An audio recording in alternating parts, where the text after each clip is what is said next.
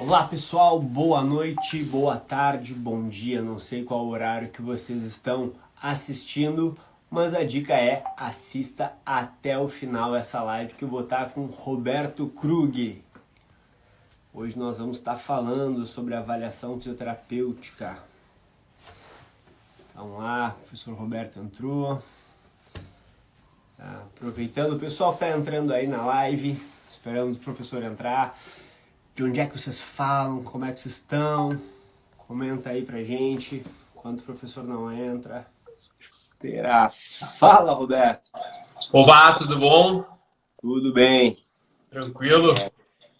Tudo certo. Roberto, te dá as boas-vindas, então, a esse nosso projeto aí. A gente está fazendo o aquece, né, para a semana do Físio Esportivo. Que tu vai estar junto com a gente, né?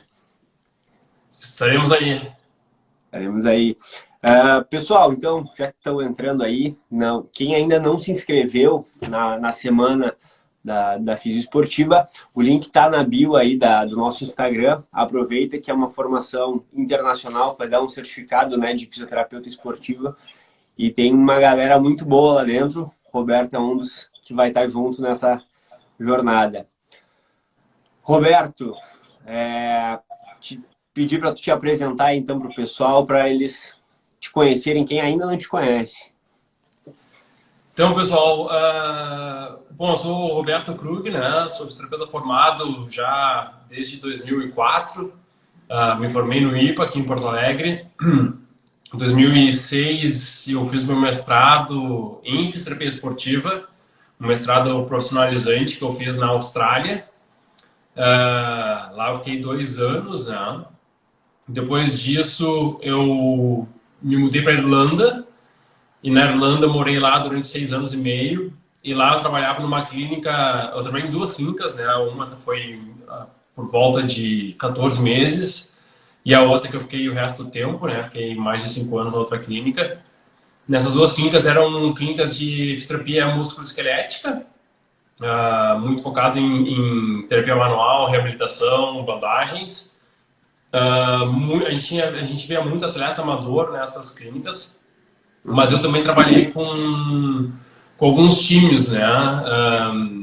Tinha um esporte irlandês, 2 esportes irlandeses, que não sei se o pessoal está familiarizado, mas tem o Gaelic Football, né? Que seria o futebol irlandês, e tem o hurling, que não é o curling, aquele das Olimpíadas do gelo, né? Que tu joga o disco e fica lustrando o gelo, né? O hurling é um esporte de campo, né? É o esporte mais rápido do mundo. Então eu trabalhei com esses esportes lá por um tempo, com a seleção do condado que eu morei. Inclusive a gente foi lá, foi vice-campeão irlandês, foi uma experiência bem bacana. E aí eu trabalhei também com 2 seleções. Eu trabalhei com a seleção feminina de basquete da Irlanda e com a seleção júnior de natação. E trabalhei por uns 3 anos concomitantemente com a clínica. Eu trabalhei num time profissional de rugby que se chamava Connacht. São 4 times na Irlanda e eu fiz de um deles durante esse tempo. Por um tempo do sub-20 e por um tempo do profissional. E aí ainda trabalhei também outro ponto importante ali. Eu trabalhei nas Olimpíadas de Londres em 2012. Trabalhei na Vila Olímpica da Vela, né? Porque a Vela estava deslocada de Londres, na verdade estava no interior da Inglaterra para poder fazer os esportes de vela. Então eu estava na policlínica, na qual os físicos eram os responsáveis pela triagem e a escolha do melhor tratamento para os atletas, né? Foi uma experiência bem bacana também. E além disso, daí eu trabalhei lá durante o meu tempo na Irlanda. Eu e uma colega minha, nós dávamos cursos para colegas fisioterapeutas, curso de formação, assim, né, de educação continuada, assim como acontece aqui no Brasil, né? Desde que eu voltei para cá, eu passei a dar cursos junto com a Physiwork. Então, eu voltei para o Brasil em 2013, final de 2013. E aí foi 2014, se eu não me engano, eu entrei para a Physiwork e tô com a Physiwork desde então. Até hoje. Até hoje. Roberto, o tema da nossa live hoje é sobre avaliação fisioterapêutica no esporte, né? A gente sabe que todos os atletas de alto rendimento, e até eu considero atleta até quem sai para correr final de semana, né? Sim. Te fazer a seguinte pergunta que o pessoal nos mandou na caixinha, né? Como é um tema que muitas pessoas querem trabalhar com esporte, a gente sabe que tem vários apaixonados pelo esporte aí. Uma das perguntas que por que deve realizar, né, uma avaliação no atleta, né? Por que a gente deve ter esse cuidado e, tipo, que a prevenção não basta, e sim uma avaliação para fazer a prevenção? Pô, se tu não avaliar, a resposta mais simples é se não avaliar o paciente, no caso o atleta, tu não sabe o que tu tá prevenindo, né? Então, a gente tem que começar de algum ponto de partida, né? E, cara, assim, ó, cada esporte vai ter uma avaliação e uma triagem diferente, né? Uma triagem de pré-temporada do futebol vai ser diferente de uma triagem de natação, por exemplo, né? Ou uma triagem de polo aquático vai ser diferente de uma triagem de vôlei, né? Então, cada esporte vai ter sua particularidade, né? Então, e aí as pesquisas também mostram, é difícil, né? A gente sempre tenta fazer uma prevenção de lesão e muitas vezes a gente não consegue o resultado desejado, né? Algumas vezes porque realmente a prevenção é difícil de ocorrer, né? Ou talvez porque algumas vezes a gente está falhando em alguma estratégia de avaliação e, consequentemente, de prevenção das lesões, né? Então, a gente pode fazer, né, avaliação de amplitude de movimento, avaliação avaliação postural, que eu já hoje nem me preocupo mais com isso, né? A gente pode fazer avaliação de força, né? E eu acho que isso é interessante. Tem algumas coisas que a gente, dependendo do esporte, por exemplo, natação, fazer a proporção de força entre rotadores internos e externos é interessante, né?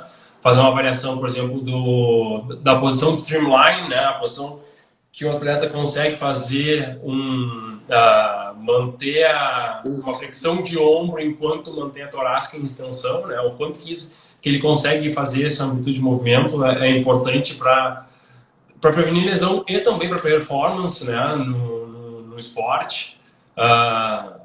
A Holly Silvers fez alguns trabalhos muito bons de prevenção de lesão de cruzado no futebol feminino e teve resultados espetaculares, né, com um programa de prevenção bem simples de se fazer. Então, tem alguma literatura aí mostrando que é importante que a gente faça essa triagem, faça essa prevenção para a gente diminuir o risco do nosso atleta ficar de fora do esporte por um tempo, né? Roberto, uma coisa que eu sempre digo, né, tu deve ouvir isso bastante também, que quando a gente começa a trabalhar a prevenção, né, a gente quer evitar a lesão. E muitas pessoas acabam não entendendo que a prevenção não anula em 100% a chance de uma lesão, né? Exato, isso. A gente diminui o risco, a gente não anula esse risco, né? E tentando ver com bons olhos ainda, talvez a gente consiga melhorar o retorno pós-lesão, né? Fazer com que ele seja mais curto se a pessoa já tiver um certo preparo, né?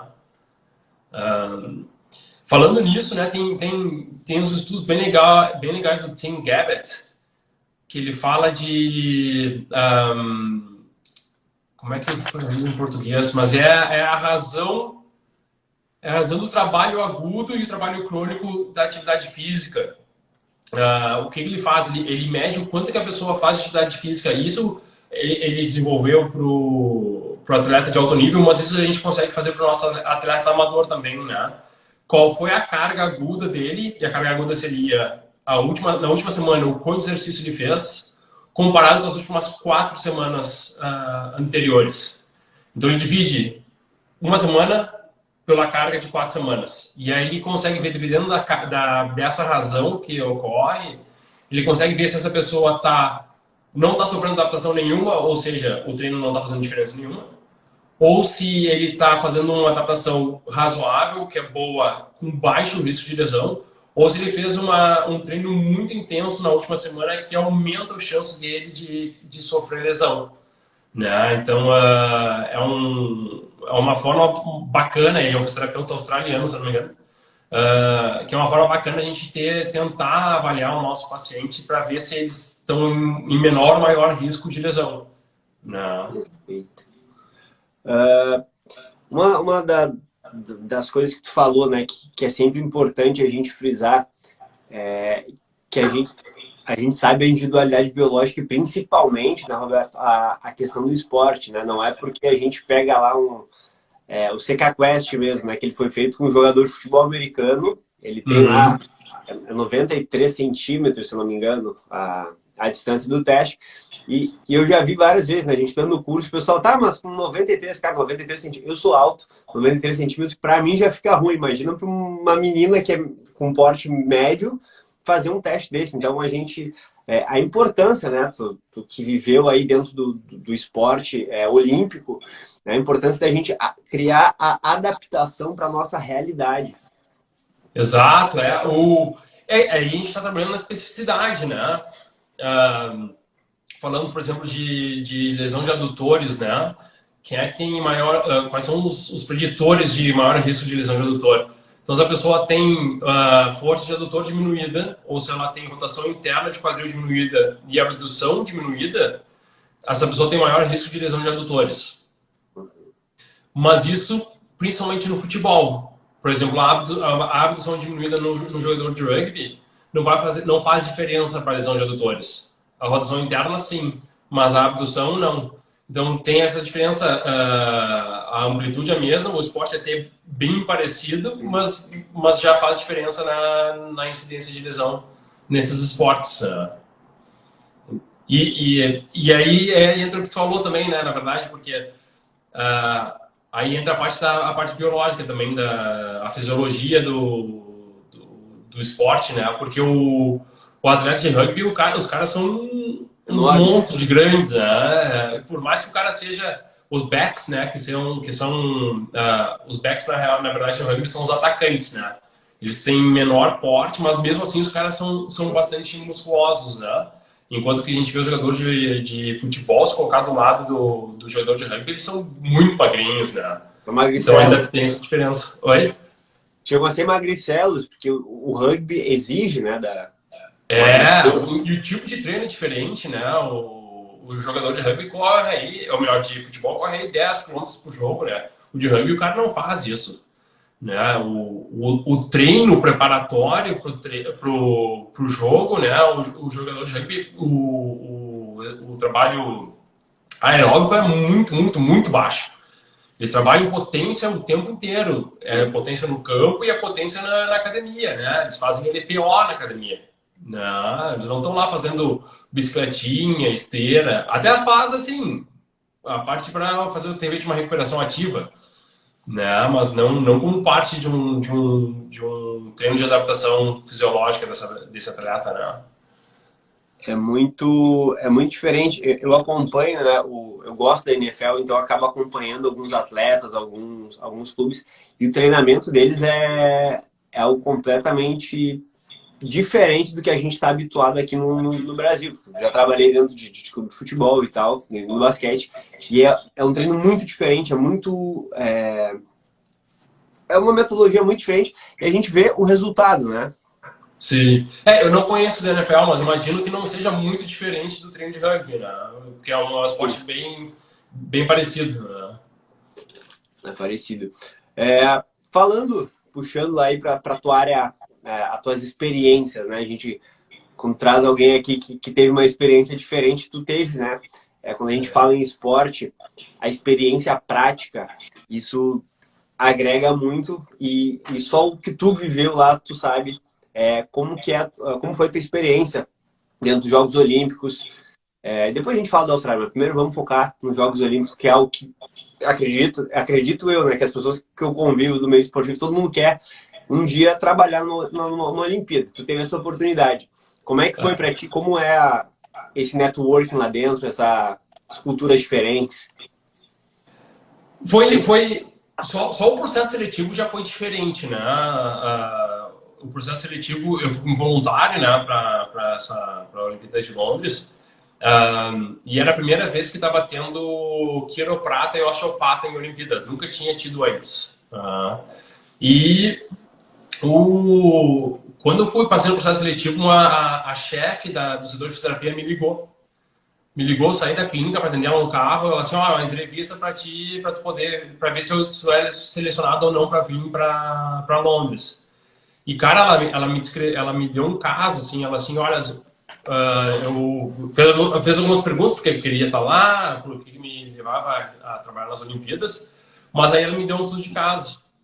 E eu me lembro até hoje, né? Eu tava no carro assim, frio do caramba, e aí ela me perguntando: tá, se tu vai trabalhar no judô, e aí esse atleta teu tá lá, se lesionou, ele foi dar um golpe no adversário e deslocou o polegar. O que tu faz?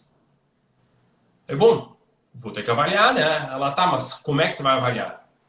Eu digo: não, vou ter que ir lá, de repente vou ter que fazer, né, pinça para ver se ele está com o movimento, vou ter que testar ligamento, faço teste de instabilidade no polegar. E ela: tá, tu viu que o polegar está instável, mas ele tem uma certa força. E ele quer voltar a lutar. Tu deixa ou não deixa? Digo: bom, ainda não testei tudo, né? Vou ter que experimentar mais coisas. Sei lá, que mais testes tu faria? Bom, vou ter que colocar ele, primeiramente, agarrar o kimono do adversário. Ou eu poderia estar com o kimono, ele agarrar meu kimono e eu tentar quebrar o grip dele, né? Tentar fazer com que ele solte e ver qual é a resposta que ele tem.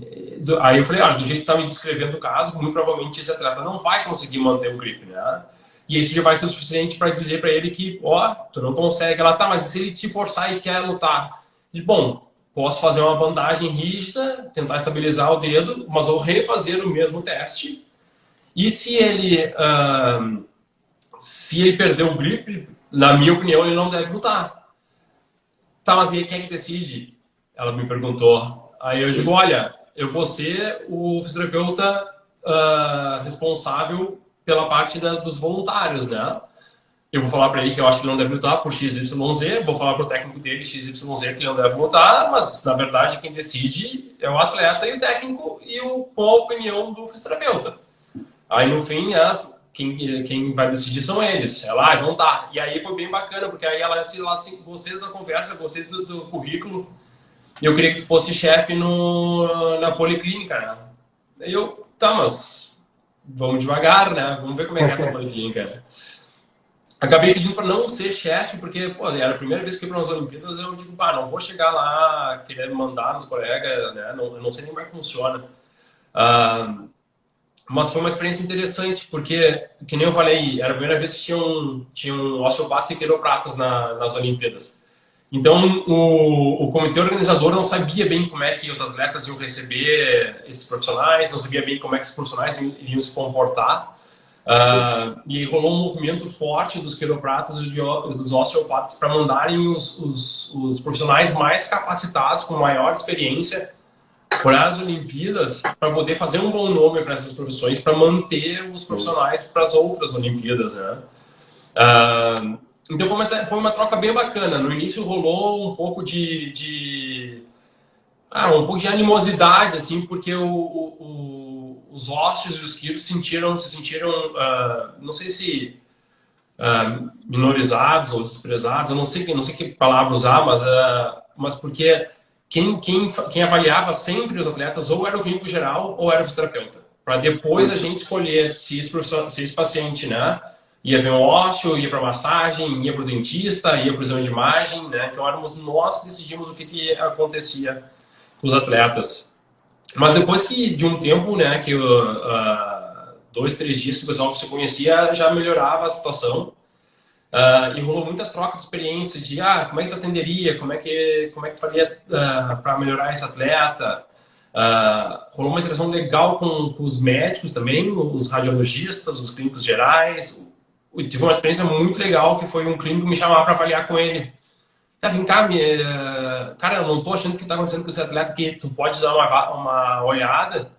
E aí era um atleta que estava com uma dor nos isquiotibiais.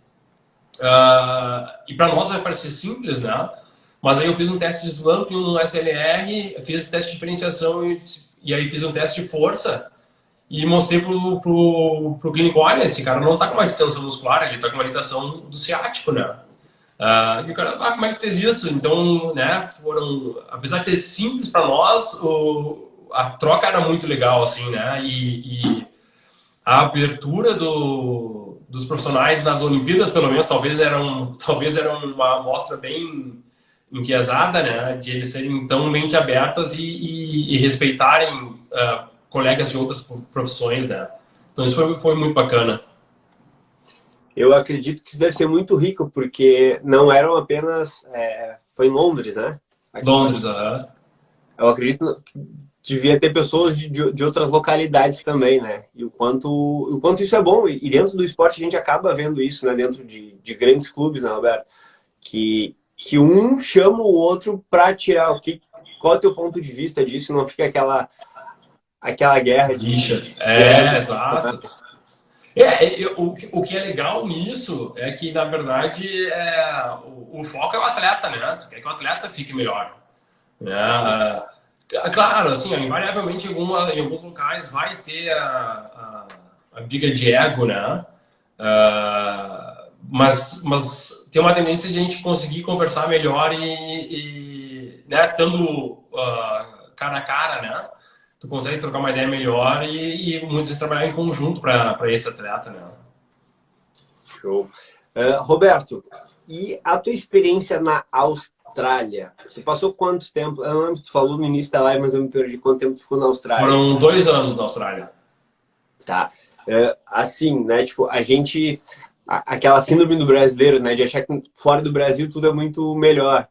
Né? E a gente vê muitos casos, né? Há umas 2 semanas atrás eu estava com o Romeu aqui, que ele é brasileiro e foi para a Europa para tratar o Daniel Alves, tipo, é filho do Daniel Alves. Legal. E a gente vê muito isso, né? O pessoal do futebol, que eu acompanho mais, vem para o Brasil, os brasileiros, no caso, vêm para o Brasil para ter seus fisioterapeutas aqui, para fazer os tratamentos aqui. Algumas vezes, nesse caso aí, né? Levam para lá. E como é na Austrália, a questão da fisioterapia, como ela é vista, o que muda ou não muda na questão da fisio? Cara, a Austrália é o país que mais bem paga fisioterapeuta no mundo. Tá? Então, já começa assim, né? A valorização que o fisioterapeuta lá é muito grande. A gente está melhorando. Eu saí daqui em 2005. 2003, voltei e fui de novo. E a valorização que nós tínhamos lá em 2003 comparado com hoje era irrisória, né? A gente está galgando muito mais espaço, né? Mas a Austrália, na minha opinião, seria o melhor país do mundo aí em relação à fisioterapia musculoesquelética. Vem muita pesquisa de lá, vem muita coisa de lá, né? Tipo, a gente tá... Quando eu saí daqui, em 2005, em 2004 tinha feito o curso de Mulligan. E eu fiz porque eu estava já querendo aprender mais terapia manual, porque eu tinha visto isso em Londres em 2013, e eu vi os caras fazendo terapia manual e tipo, caramba, os caras estão muito na frente, né? Porque a gente aqui trabalhava muito com eletroterapia, e eu vi os caras fazendo, tipo assim, mágica lá em Londres com terapia manual. Então eu acabei fazendo curso aqui com um australiano, e eu já vim para cá com a ideia de ir para a Austrália. E eu fui daqui para a Austrália pensando, eu quero aprender terapia manual. Não, então por isso que eu fiz o mestrado lá na Curtin, essa era a ideia. E chegando lá, a terapia manual era meio assim, ó, feijão com arroz, todo mundo já sabia. Né? O cara que saía formado na graduação já tinha uma baita mão, já sabia muitas técnicas. Né? E lá naquela época, 2005, 2006, o pulo do gato estava sendo o controle motor. Né? Então, o pessoal estava começando a sair do transverso para ir para o multífidos, né? Começava a ampliar a ideia do core, por exemplo. Isso era lá em 2006. Então, eu já fiz o mestrado, aprendi um horror de terapia manual, porque era a base deles, mas comecei a ver bastante coisa de neurodinâmica, comecei a ver a parte de controle motor. Então, eles já estavam também saindo dessa onda, né? E a gente está começando a surfar a onda da terapia manual. Ainda hoje, ainda a gente fala um monte de terapia manual, né? Mas uma coisa que o brasileiro tem forte, e eu acho que é por isso que acredito eu, não sei, né? Mas um dos motivos que os jogadores de futebol vêm buscar são os fisioterapeutas, é que a nossa reabilitação é muito boa, né? A gente é muito criativo na hora de fazer uma cinesioterapia. E o que eu acho que falta um pouco daí nos outros locais, né? E aí falando isso também, por exemplo, na Irlanda e na Inglaterra, né? Então acho que talvez esse seja um dos motivos do físio brasileiro ir para fora para clubes de futebol. Claro que tem a parte cultural, né? O atleta fica mais à vontade de falar com o próprio físio, tem a barreira da língua, né? Então acho que esse é um ponto importantíssimo, né? Nessa transferência do fisioterapeuta.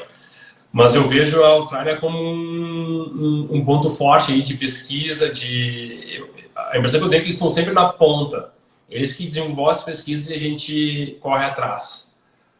Se bem que, né, ultimamente nós temos algumas pesquisas muito boas saindo do Brasil, né? Tem alguns grupos bem fortes que a gente está... o Brasil está produzindo ciência de ponta na fisioterapia, o que é legal de ver também. Ainda bem, já era hora, né? Sim, já era hora. O Diego colocou ali, né? O Diego falando de criatividade de trabalho com gestos esportivos, exato, né? E por muito tempo a gente não tinha tantos recursos, né? Tu vai para os Estados Unidos, por exemplo, os caras têm o Cybex, não, o Cinético em qualquer canto, né? Então tem esteira antigravitacional numa clínica particular aqui da esquina, por exemplo, né? Então o brasileiro é básico para eles isso, né? Oi? O que para nós é luxo, para eles é básico. Tipo, exato, E eles são muito mais da tecnologia, né? Vamos usa eletroterapia, tem as esteiras, os cinéticos, né? E o brasileiro acaba tendo que ser criativo. Mas nisso eu acho que a gente eleva a vantagem, porque tu só ter a tecnologia não leva a lugar nenhum. Se a tecnologia fosse a nossa saída, a dor lombar não seria a principal causa de incapacidade no mundo, né, até hoje. Né? Então não é a tecnologia que vai nos levar para frente, né? Pode ajudar, mas não é a melhor saída, né? Não é a principal. E tu falou uma coisa, Roberto, que eu tava com o Romeu e foi isso que a gente falou, a questão da terapia manual, né? Ele usa muito terapia manual, né? E eu me formei em 2015 e terapia manual, eu sempre fui muito curioso, fui buscando cursos por vários cantos aí. E a gente ouvia a terapia manual, falei, que negócio é esse, cara? E é a mão, é o básico do básico que tá todo o tempo aqui. E o Romeu disse que lá no Barcelona ele trabalha diretamente com terapia manual. E como tu falou, né? Lá na Austrália, tipo, é o básico. Entrou na faculdade, o cara já sai sabendo o que é terapia manual. E a gente, tipo, tem meio que um bloqueio. Eu não sei como estão os currículos agora, né? Não tô dentro da faculdade. Mas é o básico que a gente... Muitos filhos, a gente não tem um aparelho, não dá para fazer uma reabilitação boa. E dá. Sim. Cara, na Irlanda, eu tô na minha clínica aqui, né? E na Irlanda eu tinha um consultório que era 3x2, né? E eu atendia o paciente ali em meia hora, né? Aí, claro, eu conseguia sair, aí tinha uma sala de fisioterapia, quando eu precisava eu ia pra sala, né? De vez em quando eu ia pro campo, aí eu ia, que tinha alguns campos espalhados na cidade, aí um paciente ou outro eu ia no campo, né? Mas, cara, eu não uso, eu particularmente não uso eletroterapia desde 2005. Né? A única coisa elétrica que eu tenho na clínica é a maca. Então, eu não uso, o meu trabalho é terapia manual, é bandagem, é exercício, é educação do paciente. Né? Então, não... Volto mesmo os pacientes, tu não tem ultrassom, tu não tem laser, tu não tem... Não, aqui não. Né? Eu não...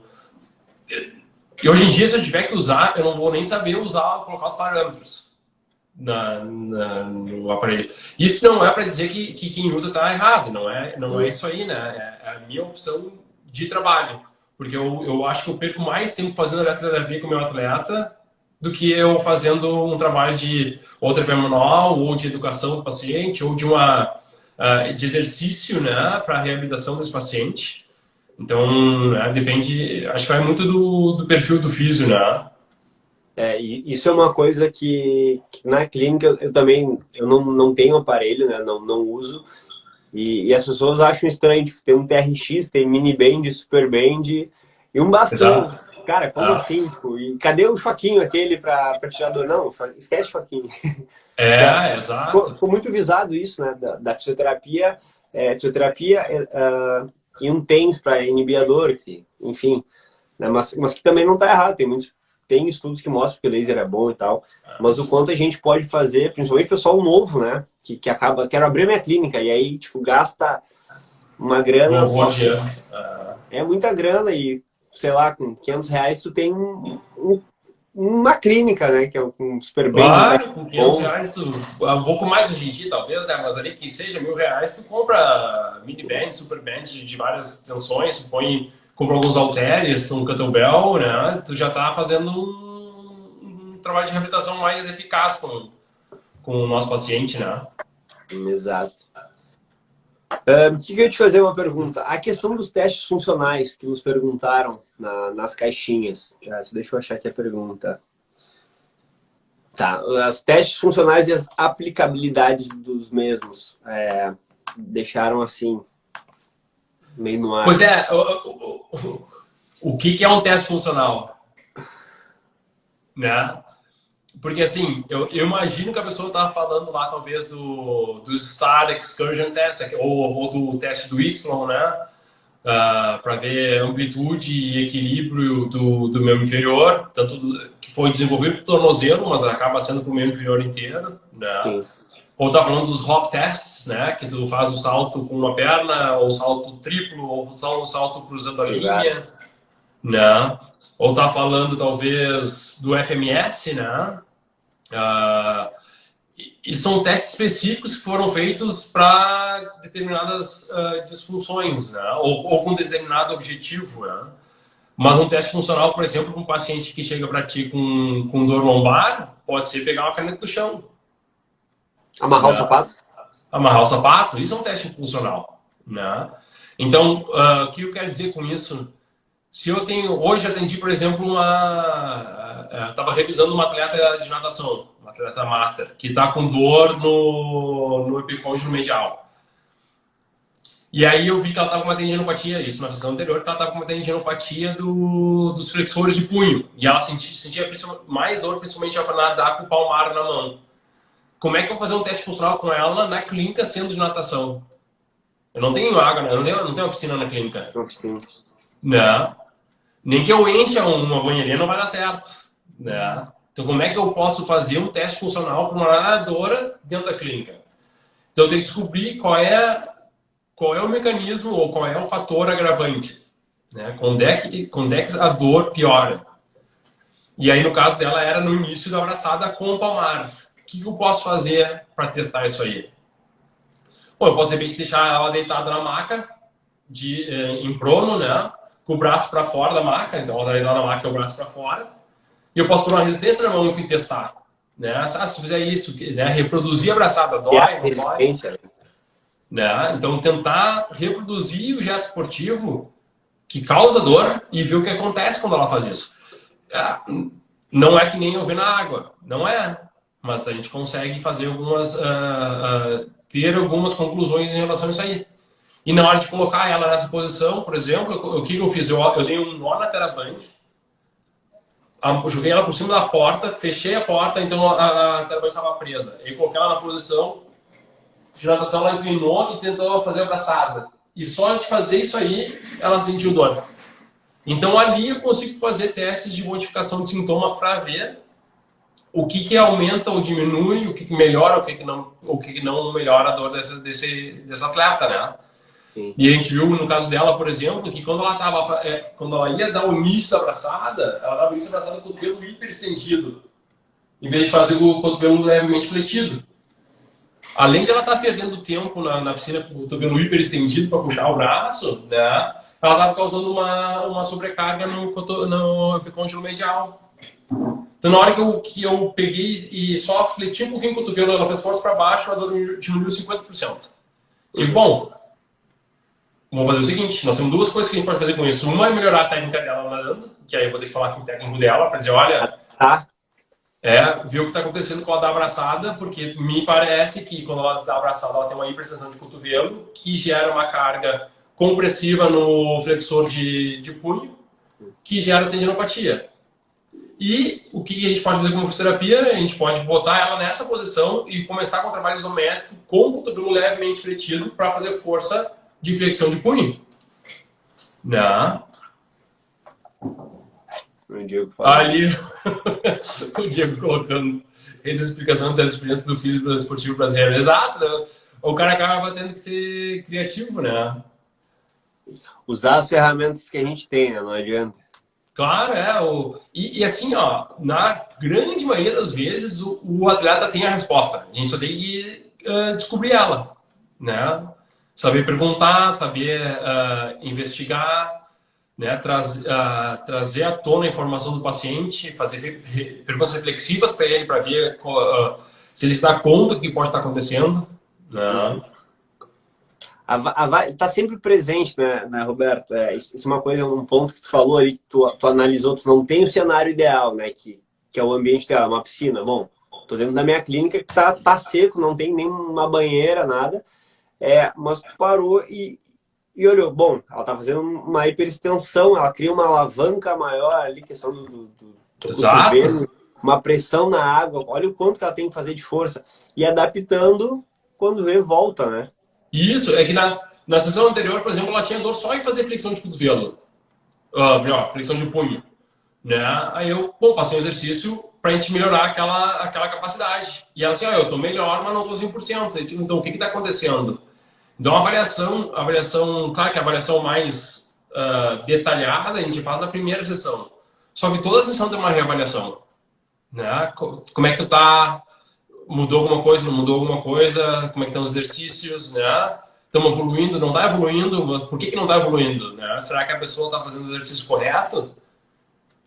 E muitas vezes a pessoa de repente está fazendo o exercício correto, está fazendo a dose que tu passou, só que quem errou foi a gente que errou a dose ou a gente errou o exercício, né? Então aí a gente tem que reavaliar a nossa conduta e talvez mudar a conduta.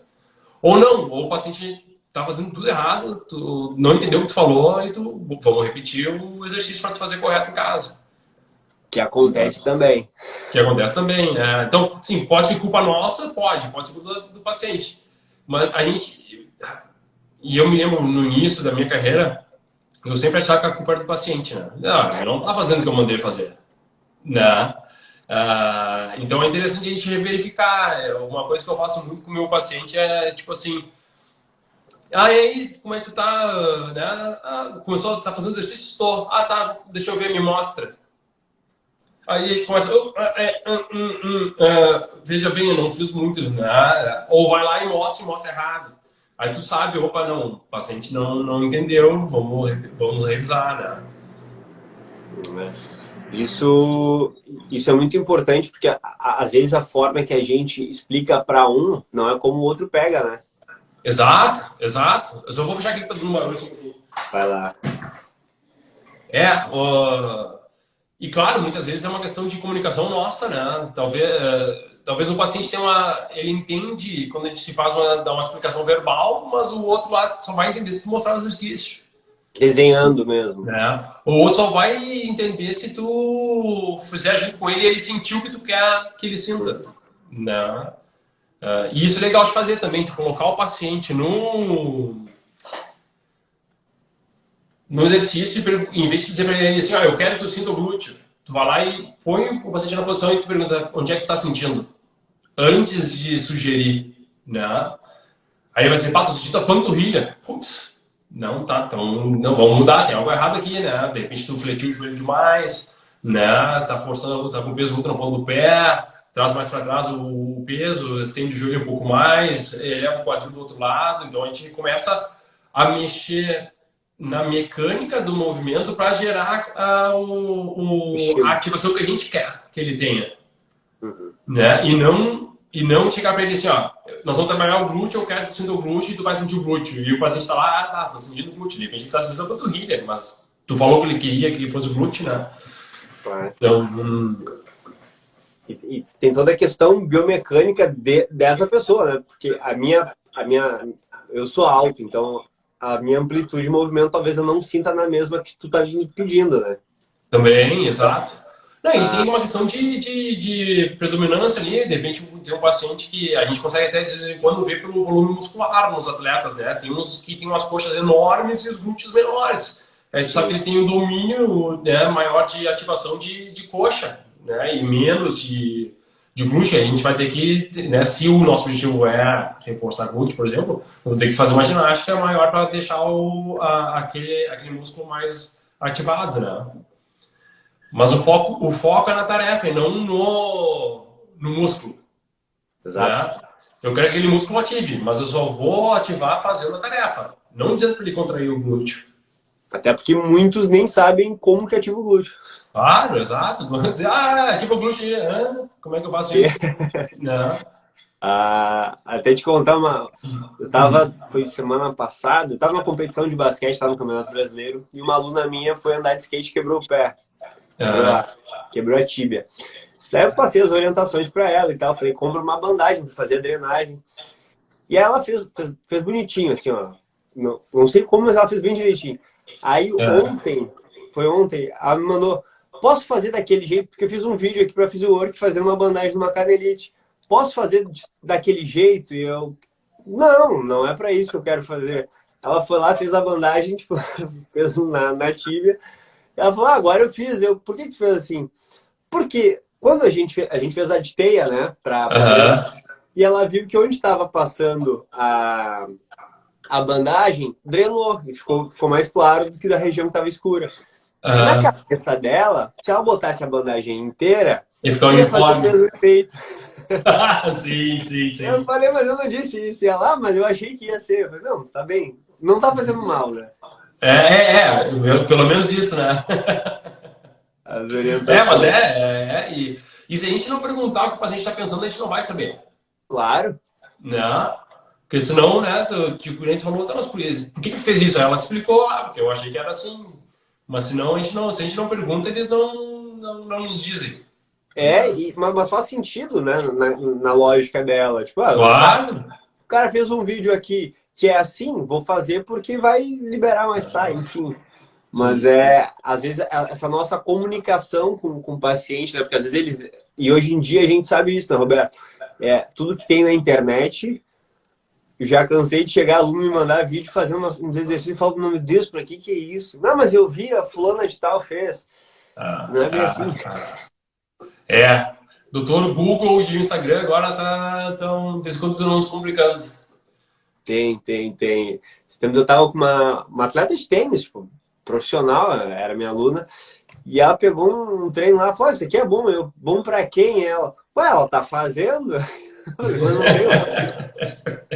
Sim, sim, sim. Tem isso também, né?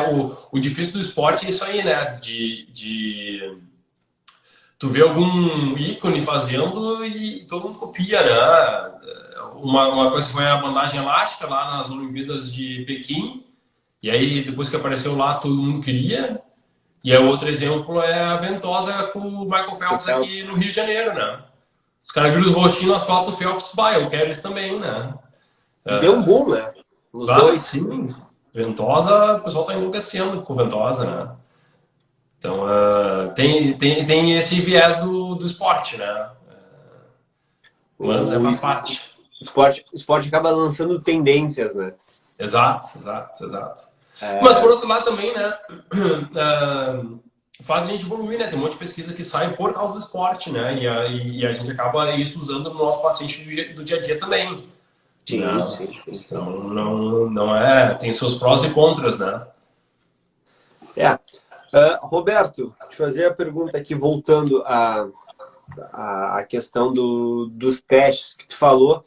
Eu não sei se tu já viu um vídeo que tem do Usain Bolt, né? Hum. Das Olimpíadas, que analisaram a corrida dele. Não sei se tu já viu esse vídeo.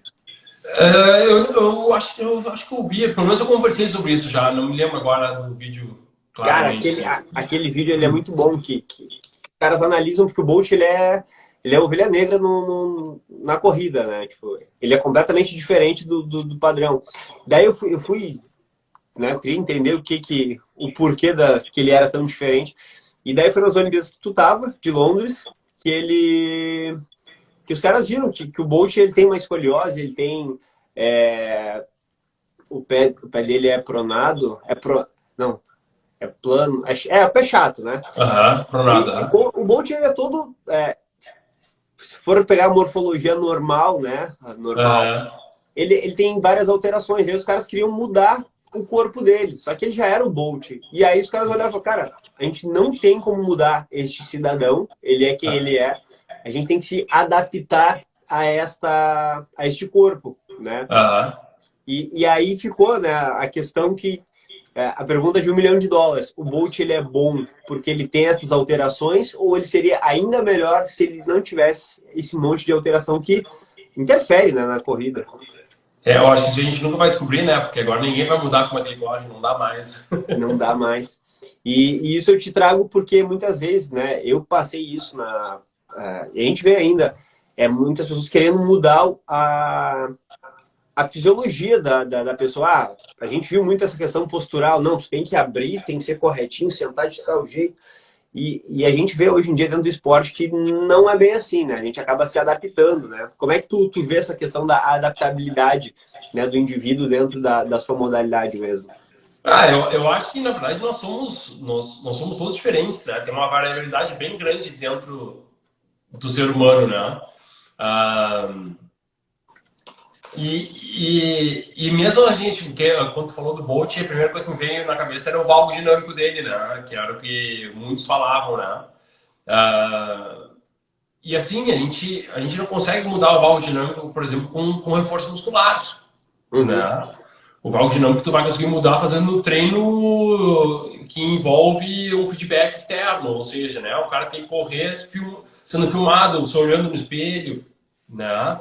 Para conseguir corrigir isso, ou para corrigir a passada cruzada, tu vai ter que olhar no espelho enquanto tu corre, né? Ou tu vai ter que correr ah, usando, por exemplo, a linha do meio fio, não, mas do acostamento, por exemplo, né? Aí tu pisa um lado, o pé de cada lado para não ficar cruzando o pé quando tu corre, né?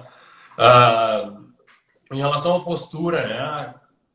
A gente não tem, a gente sabe hoje que não existe postura ideal, né? E na verdade, muitos atletas, e não só atletas, pessoas do dia a dia, vão ter dor por ter um padrão de hiperextensão, né? Uhum. Eles estão sempre preocupados em manter uma postura ideal, que não existe, né? Que na cabeça da grande maioria da população, a postura ideal é sentar ereto, né? Estufa o peito, bunda para trás, né?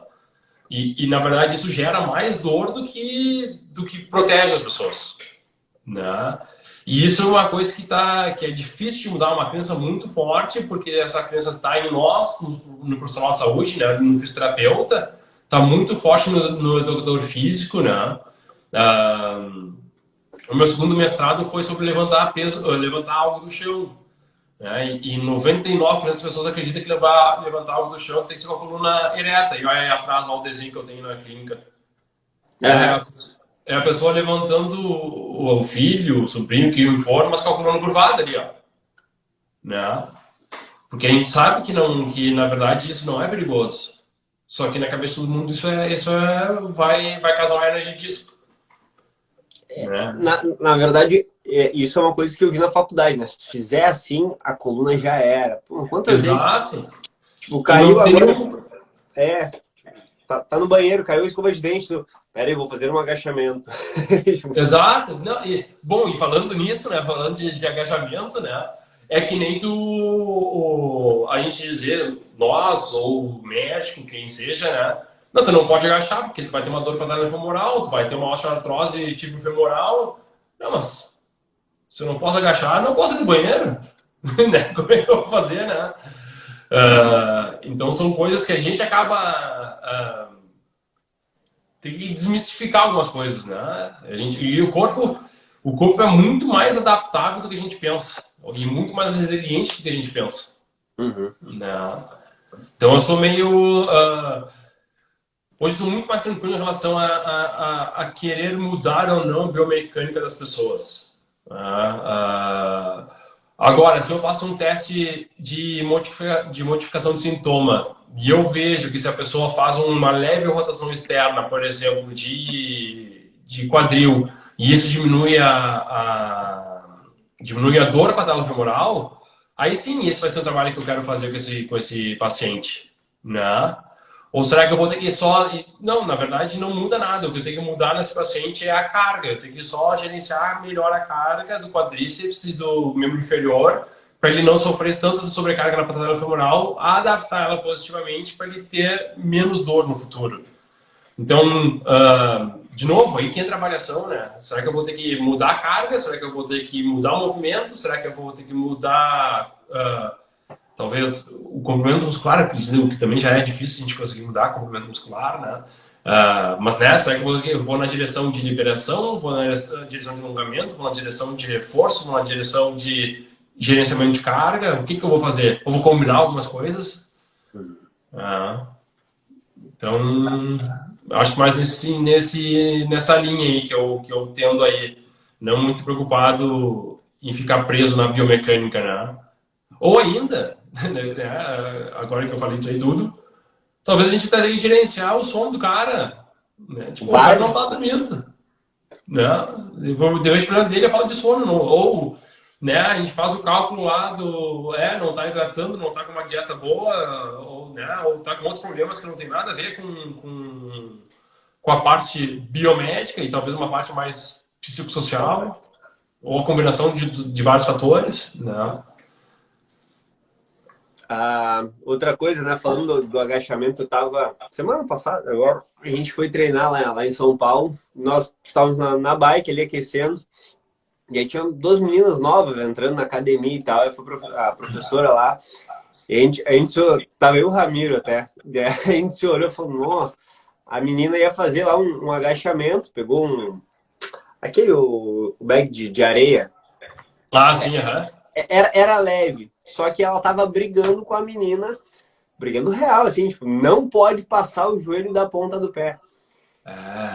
Cara, aquela menina, ela não conseguia, e assim, era visível na cara dela que ela tava frustrada, todo mundo olhando, e ela ia, tipo, o joelho, ela controlando aquele joelho para não ir pra frente, e ela tombava, ia pra frente, ia pra trás. E aí a gente falou, cara, imagina como que, tipo, né, a mobilidade de tornozelo não precisa, né, tipo, fica... E outra, né, não é funcional, não adianta, né? Tu vai jogar o basquete, tu vai jogar o futebol, tu vai jogar o vôlei, quando é que tu vai controlar? Não, parei, meu joelho não pode passar dali do dedo quando eu salto. Não tem como, não. Tem um cara que é o Greg Lehman, não sei se você já ouviu falar dele. Já. Né? Ele é físio, ele é quiro e ele é biomecânico. Tá? E eu gosto bastante dele, ele é um cara bem questionador, e na cabeça dele ele diz assim, não existe exercício mal feito, existe exercício mal treinado. Né? Então se tu quer fazer, por exemplo, se for pensar como é que o goleiro de hóquei de gelo defende, cara, ele faz uma rotação interna absurda de quadril, né? Cara, e para o esporte ele tem que fazer isso aí. Tu não vai fazer a rotação interna de quadril com medo de causar um impacto reoacetabular com ele. Pô, tu tem que botar o cara naquela posição. Né? Então vamos treinar isso, né, com esse atleta. Ele vai ter que passar por isso aí. Né? Então eu acho legal isso aí. Eu acho que essa é uma frase importante. Não tem exercício mal feito, é só mal treinado. Né? Se tu quer fazer, nós vamos fazer. Só que nós vamos treinar para chegar nesse nível. Né? Um dos exemplos, né, a questão do agachamento, sempre se fala, é a criança. A criança, ela é purinha ali, ela... Quem é que fica em cócoras hoje? Hoje em dia, uma galera não consegue ficar em cócoras porque ficou com isso. Eu não posso levar o joelho para frente do joelho, se eu fizer a minha coluna, o meu quadril. Cara, não, tipo, o corpo ele é articulado, né? Ele foi feito para se movimentar. Eu acho que é uma baita máquina, né? Que até hoje a gente não conseguiu fazer nada que imitasse o corpo humano. Não, tenta fazer robô, não consegue. Tenta fazer computador que imita o cérebro, não consegue, né? Então, tipo, a gente tem que confiar mais no nosso corpo e proporcionar adaptação positiva para ele. Exato. As perguntas que eu tinha era essa. Roberto, voltando à questão de exercício, né, e de crenças limitantes em questão do movimento, a gente viu muito tempo também a questão da coluna, né? Não mexe nisso porque se tu dobrar curvado vai te dar uma hérnia, se tu fizer uma hiperextensão tu vai dar problema na tua coluna. E a gente pega lá o yoga, que é uma metodologia de qualidade de vida, né? De uma filosofia, e a galera faz de tudo com a coluna. Sim, sim. O que eu acho disso? Oi? O que eu acho disso? Não, tô te dizendo. É que caiu um negócio aqui. E daí a gente vê, hoje em dia tá vindo muito forte a questão do movimento natural também, né? Tem fisioterapeuta buscando isso como forma de reabilitação. Eu acho show. Acho show. Essa ginástica natural, tem uns que estão fazendo flow, né? Flow. Cara, é muito bacana. Eu queria ter mais condições de fazer o flow, porque eu sou muito duro. Mas, cara, eu acho que a pessoa tem que tentar fazer aquilo que gosta de fazer, né? Eu tava com um atleta de CrossFit que tava com uma hernia de disco, tá? E ele tava apavorado, achando que nunca mais ia voltar a fazer exercício, né? Então tá, qual que é o teu objetivo a curto prazo? Não, eu quero ficar sem dor e quero poder agachar. Tá bom. Aí eu digo, olha, eu acho que você consegue fazer o LPO de novo. Ele, não, pois é, mas não, tá bom, se eu fizer um LPO com 60, 70 quilos, tá bom. Né? Ele tá agachando com 120 e fazendo clean com 85, 90 quilos, né? Então, se eu achar... E como é que a gente fez isso, na verdade? Muito do trabalho dele foi fazer o trabalho com uma lombar mais fletida. Né? Não foi fazendo com a lombar em extensão. E ele começou a ganhar confiança, começou a melhorar, e aí eu comecei a dar carga, e aí deslanchou, tá praticamente 100%. Ele dá 100% da dor, não dá 100% da confiança para botar carga máxima ainda. Ainda fica aquele medinho. Então nós estamos trabalhando nisso aí agora. Perfeito. Roberto, das perguntas que eu tinha para te fazer, a princípio eram essas, não quero tomar muito tempo também, já são 9 horas da noite. Se quiser deixar algum recado para o pessoal aí. Cara, eu acho que foi legal, bem bacana a conversa. Eu acho que são 3 coisas principais aí, né, da mensagem. Acho que uma é essa do Greg Lehman, que ele fala que não existe exercício mal feito e sim mal treinado. A outra frase que eu queria deixar é foco na tarefa. Né? Não é foco no músculo, foco na tarefa. E depois, a principal de todas, foco no paciente. Né? O paciente não é um quadril, não é uma coluna, não é um ombro, né? É o paciente. Que pode ter N coisas envolvidas com a dor dele e a gente tem que descobrir se ele está entendendo o que está acontecendo, o porquê que ele está com dor e como é que ele vai sair dessa, né? Como é que ele vai quebrar esse ciclo vicioso de dor. Então, acho que é isso aí. Perfeito.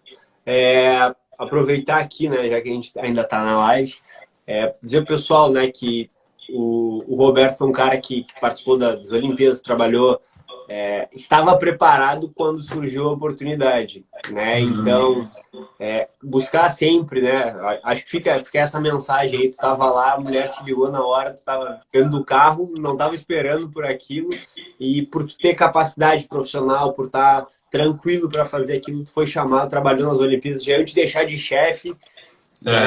E isso é uma coisa que eu sempre falo, né? Não adianta a gente se preparar para a hora certa. A hora certa, a gente tem que estar preparado. A hora certa chegou, a gente tá aí. Tá pronto. Boa. Excelente. Então é isso, pessoal. Quem ainda não se inscreveu, vai ter o evento online gratuito 19, 20, 21 de abril. Vou ter a presença aí do Roberto também comigo nessa formação de físico esportiva. Se vocês não conhecem ele, segue ele aí no Instagram. O cara é fera, ele tem curso conosco aqui na PhysioWork. E era isso, Roberto. Quero agradecer por essa troca aí sensacional. ótimo papo. Eu que agradeço aí pela atenção. Valeu, pessoal. Valeu, Roberto. Até Um mais. abraço. Tchau. Tchau.